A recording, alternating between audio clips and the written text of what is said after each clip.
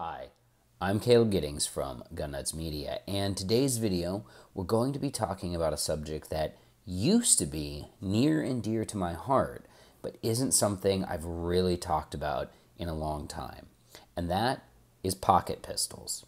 I said pocket pistols, get your minds out of the gutter. What makes a gun a pocket pistol? Well, it's a gun that fits in your pocket. Now, obviously, if you have sufficiently large pockets, you could carry something like a Glock 19 or a Beretta in your pocket. But that's really not what we're talking about in this instance. We're talking about guns like this Beretta Tomcat, a .32 caliber pistol, small enough that you can easily conceal it with the entirety of the palm of your hand and put it in your pocket using a pocket holster. Now, interestingly, I used to be a big advocate for pocket pistols because they fulfilled that first rule of gunfighting, which is have a gun. However, a lot of that changed, and it changed gradually. I actually had to employ a pocket pistol once. I had to draw one and point it at a potential attacker. I didn't have to fire, but I had to get the gun out. It took forever to get the gun out. As the years passed and as I got better and better at concealing handguns, I became less and less a fan of the pocket pistol. I became less a fan of it because I also wasn't working in an environment where I had to wear a tucked-in shirt into khaki pants, which can make concealing a full-size handgun difficult. So I'm at a point now as a shooter where I don't see a lot of utility in pocket pistols. But what I decided to do was take two pocket pistols, an old school pocket pistol and a relatively modern pocket pistol, out to the range and shoot them and see what would happen. Alright, so what we're doing is we're just testing these two pocket pistols, a 1935 Beretta and a Beretta 32 Tomcat. The 1935 Beretta used to be considered a service pistol, which is shocking considering the fact that it has sights that barely exist, controls that are extremely difficult to use, and a trigger that kind of sucks. But it's still cool because it's a 1935 Beretta. Now I'm loading up the magazine here for the 32 Tomcat. The Tomcat has a neat loading method where instead of having to rack the slide to put a round in the chamber, you simply press a button on the side of the gun, the barrel pops up, and you place the round into the chamber, close the barrel, and then you're ready to go. I'll demonstrate that here in a second. It's also nice because it can safely be decocked because the barrel's up. So with the barrel up, all right, barrel's closed, barrel's back up. Now all I have to do to load it is drop a round in, and I'm ready to fire. Let's take a look at how the Tomcat runs. So on the 7th round, I had a failure to feed. This can be corrected by simply running the slide, but that's a difficult malfunction to fix if you're under real stressful situations. Here, I'm trying to fire 5 headshots at 7 yards as fast as possible. This is difficult considering the vestigial sights on the pocket gun, and then a serious malfunction occurs on the 5th round. Obviously, that performance in a life or death situation would be, well, it would be less than ideal. And you can see I'm not very happy with it. Now, I follow that up by shooting the 1935 Beretta just for giggles, I guess. At this point, though, it is important to remember that when you have a gun like this, the sights are small, the controls are small. This is typical of modern pocket guns as well. The sights suck and the controls suck, so the gun's not going to be easy to fire effectively. And when you're dealing with calibers that aren't as effective as 9mm, shot placement becomes even more important. And again, the small sights and difficult trigger made it hard to shoot well. As you saw in the test video, the Beretta Tomcat, which is one of my favorite guns to shoot, it's one of my favorite pocket guns as a collectible, experienced a severe malfunction.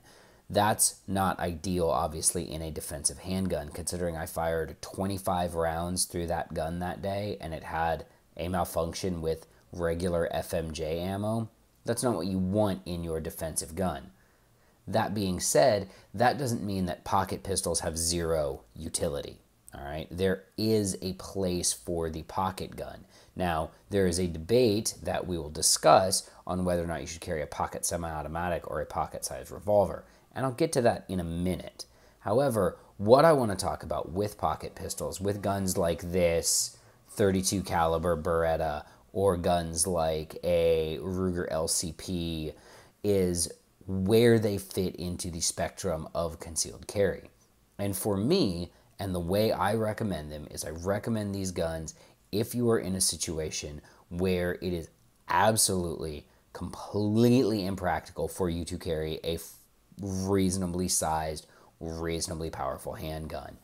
If you're going to a place that you know you will not be able to safely conceal, and this is the thing, when we're talking about non-permissive environments, some non-permissive environments, if you're caught carrying a gun, you can go to prison.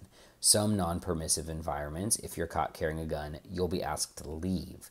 There's a different level of risk associated with these types of NPEs.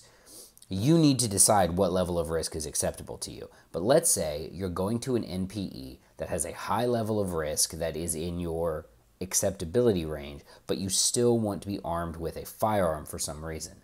Nothing conceals better than a pocket handgun. Nothing.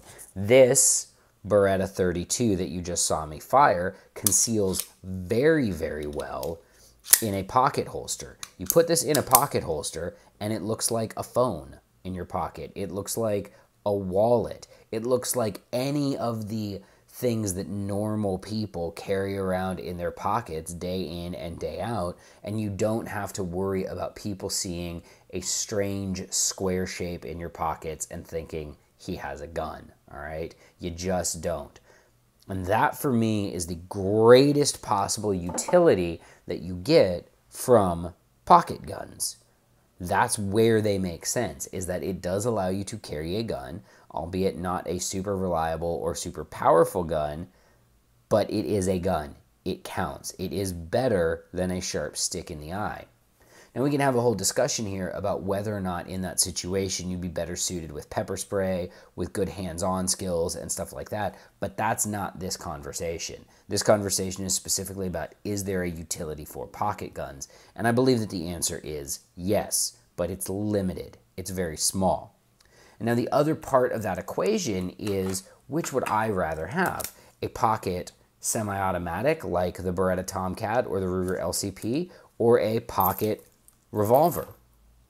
Now, the way I have this J-frame set up, it is not suitable for pocket carry because this long crimson trace grip renders the gun too big to effectively conceal in most pockets. It will conceal in some, but most pockets are not going to accommodate a full-length crimson trace revolver grip. That's fine. Now, if you did have this gun and you wanted to set it up for pocket carry, you can get boot grips. They're very short. They work much better than the crimson trace grip. When we're talking about pocket pistols, again, I like pocket-sized guns. They have some unique niches that they fit into. If you told me I could only carry a gun that would fit in my pocket and I had to choose between a Beretta Tomcat or a Ruger LCP, or does anybody else make pocket guns that I would actually buy? No. A Beretta Tomcat or a Ruger LCP or a Smith & Wesson J-frame revolver made out of unobtainium or some extremely lightweight metal like this one, I'm going to take the revolver. I'm going to take the revolver every time because the things that you see with pocket pistols, like what you saw in the video where the magazine caused the round to fail to feed properly, don't occur in small compact revolvers. That's not to say revolvers don't jam, and it's not to say revolvers are perfectly reliable, but in the sorts of environments where I would want to carry a pocket pistol, I believe a revolver better fits my needs. So, what's the bottom line here? I like pocket pistols. I still do. I don't carry one. I haven't carried one for years and years and years. I still have a couple. I like them. They're fun to shoot, and they're nice to have to remind me of the fact that not everyone can carry an M9 Beretta concealed all day. But the bottom line for me is, if I'm choosing between a pocket pistol and a small, lightweight, easily concealed revolver, I'm picking the revolver every time. I'm Caleb Giddings. Until next time, remember, run your gun, not your mouth.